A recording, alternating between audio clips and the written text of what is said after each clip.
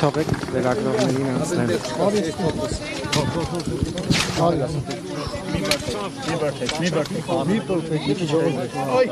Բերեք հետ կանգնենք օպերատորներ, հետ կանգնենք շողքերը չընկնի։ Բայց ուրեմն չի խոսելու, տերեք խոսում բան կա։ Շատ մարդ է, մաշին։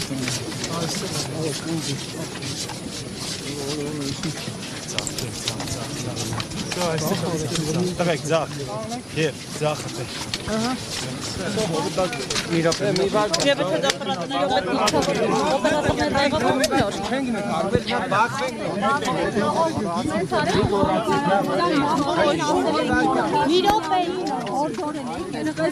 Գնանգիստ, առանց հրելու, հերց տալով իրար։ Քայլը արված է, այստեղ են թե Փաշինյանի թիմակիցները, թե 10 եպիսկոպոսներին աջակցող ինչ-որ հատված եւ նաեւ վեհապարին ավերապահորեն աջակցողները, մայրաթորին ավերապահորեն աջակցողները, ինչպիսի հանգուցալուծում է ակնկալում այս փուլը։ Հանգուցալուծումը միանշանակ կանոնական կարգով է լինելու, մեր եկեղեցու կանոնական կարգով։ Այս քայլով Փաշինյանը ուզում է աշխարհին ցույց տալ, որ նա չի պայքարում եկեղեցու դեմ, բայց բոլորս Հայաստանում ապրողները գիտեն, որ նա սրբազաններին, քահանաներին կալանավորում է եւ պայքարում է եկեղեցու անկախության դեմ։ Նա փորձում է ցույց տալ, որ սա ներեկեղեցական խնդիր է, սակայն մեր հայաստանյան եկեղեցու arczepiskopos-ներից շատերը, որոնց ինչ որ աշխարհիկ թուլություններ են ունեցել, շղթայվել են իշխող ուժի եւ ուժայինների կողմից։ Ես վստահ եմ։ Ես վստահ եմ։ Շատեցին այդ ճնշումները Բագրատ Սրբազանի դեպքում, Դա շատ կարևոր է մեր հանրության համար, որ պարզ լինի, պատկերացրեք ինչքան մենք ամուր սրբազաններ ունենք, ինչքան մաքուր կյանքով ապրող սրբազաններ ունենք, որ անգամ այս կոմպրոմատների դարաշրջանում ոչ մի կոմպրոմատ չաշխատեց, ոչ Միքայել Սրբազանի դեմ, ոչ մի բան չկարողացան մեր սրբազանների դեմ գտնեին։ Դա ցույց է տալիս, որ մեր եկեղեցում կան շատ խորքային հավատքով մարդիկ, ովքեր պաշտպանում են բոլոր կանոնական կարգերը։ Այսքան մեծ բազմություն ինչի համար է, որովհետև նիկոլականների խմբակ էլ կա, փոքրիկ կամ ես չգիտեմ, իրանցից էլ մարդիկ կան այստեղ հավաքված, պետական աշխատողներ, այ օրինակ Ճիշտ որ ասեմ, չնկատեցինք իրանց։ Հա, չնկատեցինք իրանց։ Այ հնարավոր է բախումներ լինեն, պարոն Կարապետյան, այս իրավիճակում։ Ոչ, բախումները դա ուղղակի անթույլատրելի է, հայ հասարակության մեջ պետք է բախումներ չլինի, դա այն է, ինչ ուզում են մարդիկ տեսնել։ Հավանական համարում եք, որ այստեղ հավաքված քաղաքացիները կձերբակալվեն հաշվի առնելով, որ յուրաքանչյուրը եկել է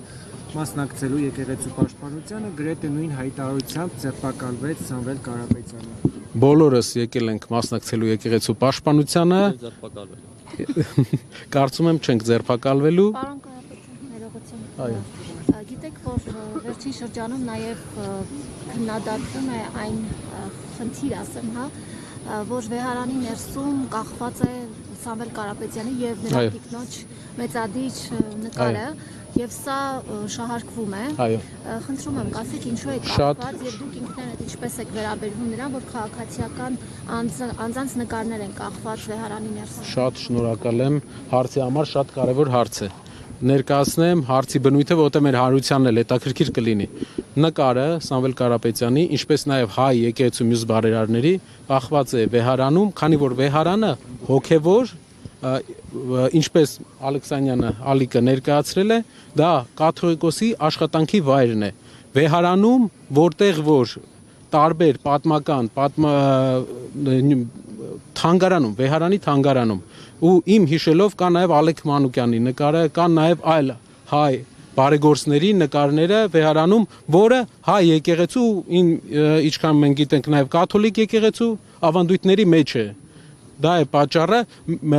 ճանաչելով Սամվել Կարապետյանը, ես կարող եմ ասել, որ նա երբեք չի բարձրաձայնել այն բաները, որ ինքը արել է եւ երբեք կողմ չի եղել, բայց դա մեր հոգեվոր դասի երևի քայլն էր ի պատիվ իրենց։ Պարոն Կարապետյան, իշխանությունների կողմից իշխանություններին 10 եպիսկոպոսներին աջակցում է, բայց չի ուղղորդում։ Նիկոլ Փաշինյանը պառակտում է մեր եկեղեցին, պառակտում է մեր հասարակությանը։ Մենք բոլորս գիտենք ինչպես են հոգևոր դասի երեսները հայտնվել այդ վիճակում։ Նրանցից շատերին, մի քանիսին ես անձամբ ճանաչում եմ եւ կարող եմ վստահ ասել, որ նրանց կարծիքը Նիկոլ Փաշինյանի մասին շատ ավելի ոչ դրական է, քան շատ ընդդիմադիրների։ Նկատում եք 10 եպիսկոպոս։ Այո, նրանցից մի քանիսին ես ճանաչում եմ, նրանք իրենց անձնական կարծիքով ունեն շատ Նիկոլ Փաշինյանի հանդեպ շատ ոչ դրական կարծիք, ինչպես է ստացվել, որ ինչպես նշեցի։ Պարոն Կարապետյան, տեսեք իշխանությունները մեղադրանք են հարց է հաշվի առնելով նաև աշխարհական մի շարք կենտրոնների վերջին շահագրգռվածությունը, նաև բաց աջակցությունը, օրինակ Փաշինյանի նրա թիմին հիբրիդային գործակալների դեմ պայքարել այս առումով։ Շատ կարևոր հարց է։ Այս քայլերը, հայ եկեղեցու անկախության դեմ միտված քայլերը, դա քայլ է ընդհանուր հայկական հայոց ցեղասպանության ճանաչման, հայկական շահերի միջազգային հարթակներում ներկայացման դեմ։ Դրանից առաջ դրան նախորդել է Թուրքիայի հետ բանակցությունները, որի արդյունքում մենք հետագայում ենք իմանալու, թե ինչ պայմանավորվածություններ եւ ինչ պարտավորություններ է ձեռք բերել այս իշխանությունը։ Հաստատ ուզում եմ վստահեցնել, որ ինչ որ մարդկանց կուսակրոնությունը չէ այս ամբողջ շարժման գաղափարը, իրենց պետական ճնշման գաղափարը, նրանց գաղափարը եկեղեցին զրկել անկախությունից, որպեսզի հայ եկեղեցին չունենա ազգային օրակարգ տանելու իրավունք։ Հիշում եք, մի օրինակ բերեմ։ Դրսի ուժերի հետ պայմանավորվածությունների արդյունքում։ Նպատակը որն է եւ կոնկրետ ում է սպասարկում այս խնդիրը, ում շահն է սպասարկում, ում է ծառայեցնել։ Ձեր կարծիքով հայ եկեղեցու անկախության կորուստը ում պետք է սպասարկի։ Գուցե այն երկրին, որտեղից որ այսօր բենզին է եկել Հայաստան մեծ քանակությամբ։ Ինձ թվում է այդ երկրի թափը դեռ չի հերիքի, որպեսզի մի քիչ ավելի այդ երկրից մի քիչ ավելի մեծ։ Տեսնենք ամեն ինչ ժամանակի ընթացքում Աստված առաջ կպարզվի եւ մենք իմանանք, թե ինչ պարտավորությունների դաշտ է մտել մեր իշխանությունը, որ ստիպված է այս քայլերին գնալ։ Որպես գործար այդ բենզինի մասով ինչ կասեք, որ ադրբեջանական բենզին են մտնում Հայաստան եւ կամաց սովորեցնում են նաեւ դրան։ Շատ մի հատ հետաքրքիր բան ասեմ։ Երբ որ մենք ուզենանք մի բան, որ ասում են ապաշրջափակում, ինչը լավ բան է տրանսպորտային առումով, բայց երբ որ հայկական գործարարը ուզենա ինչ որ բան վաճառի Թուրքիայում, այսօր Վրաստանի միջոցով չի կարող, որովհետև հայկական ապրանքների մուտքը Թուրքիա արգելված է։ Դա կապված չէ ոչ մի հարցի հետ, ուղղակի այդ երկիրը չի թողում, չի գնում մեր ապրանքները։ Նույնն էլ Ադրբեջանի հետ։ Ինչ իրենք կարողանալու են, վաճառելու են մեր վրա, ինչ իրենք չեն կարողանալու, չեն թողելու, մենք վաճառենք իրենց վրա։ Դա չի կարող թույլ ձևի հաշտություն չի լինում։ Պետք է հարգեն իրենք մեզ, մեր կողմը։ Իսկ դա բանակցողի կարևոր հատկություններից մեկն է։ Բանակցողը պետք է ներկայացնի իրենից միջազգային հարթակներում ինչ որ նշանակություն, նաև անձնական խարիզմայի հաշվին, անձնական անցած ճանապարհի հաշվին։ Պարոն Կարապետյան, 2018-ին իշխանական այս նույն օրակարգը վեհափառի դեմ եկեղեցու դեմ տապալվեց։ Ինչ դասեր չքաղեց իշխանությունը, որ նորից օրակարգ բերեց այս թեման։ Վստահ եմ այս ճիշտ նկատեցիք, էլի է եղել այսպիսի բան, նրանք էլ են ուզել անկախությունը մինչև այս բոլոր process-ները վերացնել եկեղեցու, էլի չի ստացվել, այս անգամ էլ չի ստացվելու։ Միակ վախս, միակ մտավախությունս հարգելի հայրենակիցներ, մեր մտավախությունը այն է, որ կգնան նրան, որ եկեղեցու տարբեր երեսներին քաշելով, կոմպրոմատներով, թե ոչ կոմպրոմատներով իրենց կողմը կգնան պարակտման եկեղեցու։ Իսկ եկեղեցին մնացել է մեր ազգային միասնության վերջին կետերից մեկը։ Այսինքն մենք պետք է մի ժայռ ունենանք, որի վրա հենվում ենք եւ ազգային միասնությունից ենք խոսում։ Ես այստեղ մի հատ այլ հայ Լիբանանում, հայ Սիրիայում, մի հատ մեր հայրենակիցը Ամերիկայում, եկեղեցու մեջ կա խնդիր, իսկ որ ազգի եկեղեցու մեջ չկա խնդիր։ Հայ առաքելական եկեղեցին տարբերում է բոլոր եկեղեցիներից, մեզ թվում է,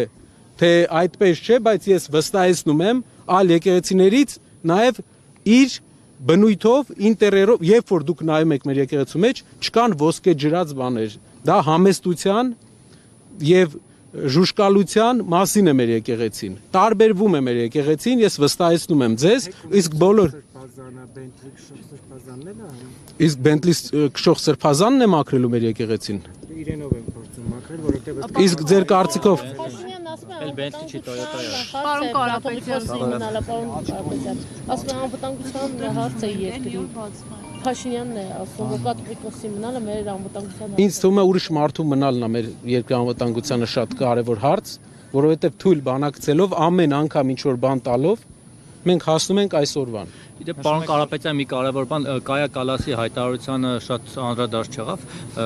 սա կարծում նաև ձեզ կարող է վերաբերել որպես ընտրությունների հայտ ներկայացրած քաղաքական ուժ, փաստորեն Մոլդովայի օրինակով Փաշինյանը աջակցություն է խնդրել Եվրոպայից, Արևմուտքից, որ աջակցեն իրեն ընտրությունների։ Եթե ամեն ինչ թափանցիկ լինի, մենք խնդիր չենք տեսնում։ Եթե ամեն ինչ թափանցիկ լինի, կան ստրուկտուրաներ, կան կառույցներ, որոնց հետ կարելի է աշխատել։ Չէ, ներողություն, այսինքն աջակցություն է խնդրում, որ Մոլդովայի օրինակով Հայաստանի իշխանություններին աջակցեն, այսինքն ենթադրաբար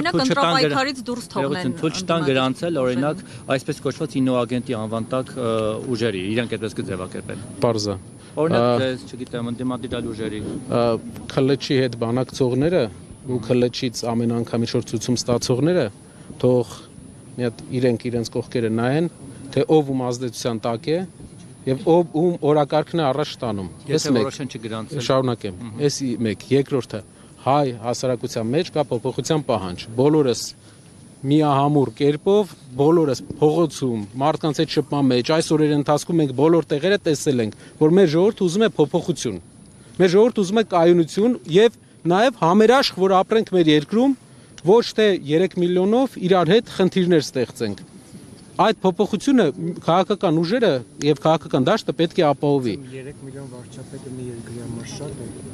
Երկիրը պետք է ունենա մի վարչապետ, երկիրը պետք է ունենա 3 միլիոն քաղաքացի, ովքեր ապրում են ոչ թե աղքատության մեջ, ինչպես այսօր, ոչ թե 500,000 աղքատ մարդ, որը 7 տարվա ընթացքում 3 թե 4% է աղքատությունը նվազել։ Տնտեսական աճը ասում են շատ լավ է, բայց 7 տարվա ընթացքում այս պայմաններով եթե գնա, եթե այս աղքատության անկումով գնանք, աղքատությունը Հայաստանում կհաղթարվի մոտապես 85 տարուց։ Հուսով եմ բոլորդ ներկա կլինեք այդ իրադարձությանը, բայց չեմ կարծում, որ այստեղ մարդ կլինի, ով կտեսնի աղքատության հաղթարումը այս տեմպերով։ Մենք պետք է շատ արագ, շատ ակտիվ փոփոխություններ անենք մեր երկրում, որպեսզի կարողանանք տնտեսական ավելի մեր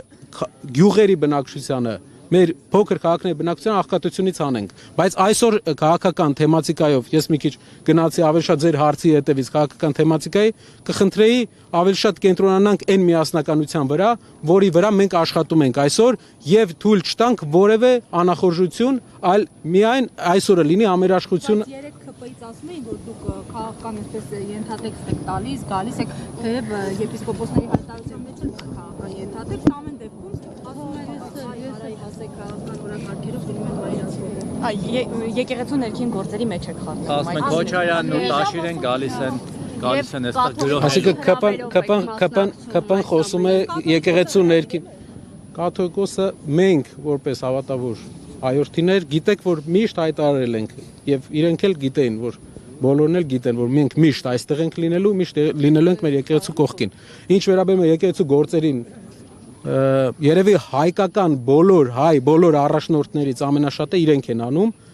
լինելով իրենցից շատերը չունենալով քրիստոնեական հավատ, որի մասին իրենք արտահայտվել են, այսինքն այն մարդը, ով համակարգում է եկեղեցու դեմ արշավը, նա չի հավատում, քրիստոնյա չէ։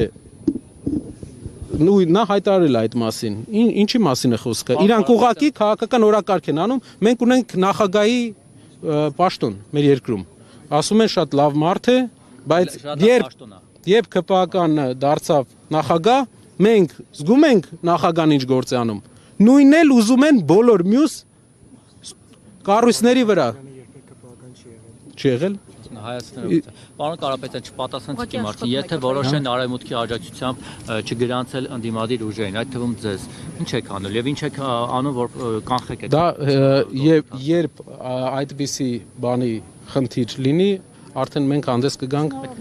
քայլերի, եթե ամեն ինչ թափանցիկ լինի, մտահոգություն չունենք։ Եթե ամեն ինչ թափանցիկ լինի, ես վստահ եմ, մենք մտահոգություն չունենք։ Շնորհակալ եմ։ Հարգելի հետևորդներ, մենք զրուցում ենք մեր ձևով շարժման համակարգող Նարեկ Կարապետյանի հետ շարժման անդամները այս պահին գտնվում են Մայրաթորի տարածքում, նրանք դեռ 3 էին հայտարարությամբ հանդես եկել, որ լինելու են այստեղ ի պաշտպանություն հայ առաքելական եկեղեցու։